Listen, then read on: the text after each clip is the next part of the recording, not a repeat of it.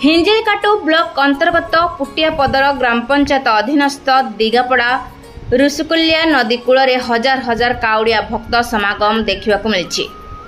चलित मासर तृतीय सोमवार रे प्रभु स्वयं रामचंद्र किंवदंती अछि। बहु पुरातन प्राचीन कालरू एही मंदिर रामचंद्र स्थापन करथिले वनवास समय।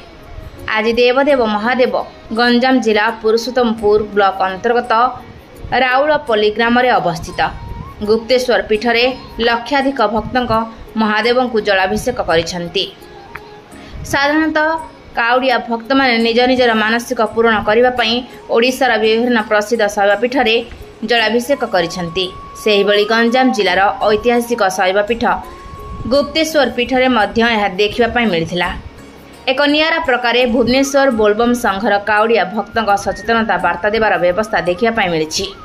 निजर मानसिक पूरण सहित समाज रे परिवेश सुरक्षा और प्रदूषण नियंत्रण करने सचेतनता सहित संध्या समय भजन परिवेषण करुवा नजर आसीथिला।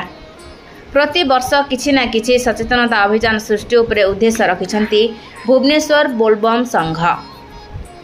प्राय 100 रु ऊर्ध्व काउड़िया भक्त माने राजधानी भुवनेश्वर डुमडुमा अंचल रे दीर्घ 25 वर्ष है यह बोलबम संघ गठन करिसेंती।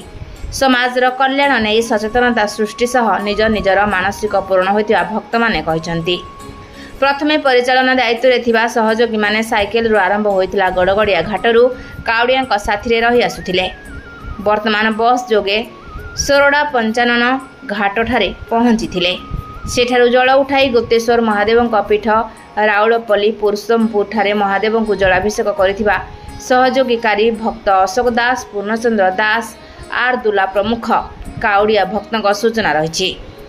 जल उठाई महादेव पाखक जीवा रास्तार प्रत्येक काउड़िया भक्त चलित वर्षर प्लास्टिक मुक्त सह परिमल व्यवस्था उपरे गुरुत्व, परिवेश सुरक्षा और प्रदूषण नियंत्रण उपरे सचेतनता वार्ता देवा सह संध्या समय भजन परिवेषण करने से मुख्य उद्देश्य रही भुवनेश्वर बोलबम संघ परिचालना सदस्य तथा 66 number ward corporator Raghunath Nagar बासिंदा अशोक दास सूचना देछंती। गंजाम जिला प्रतिनिधि कृष्णचंद्र सामंतराय रिपोर्ट, रूपथालिया न्यूज।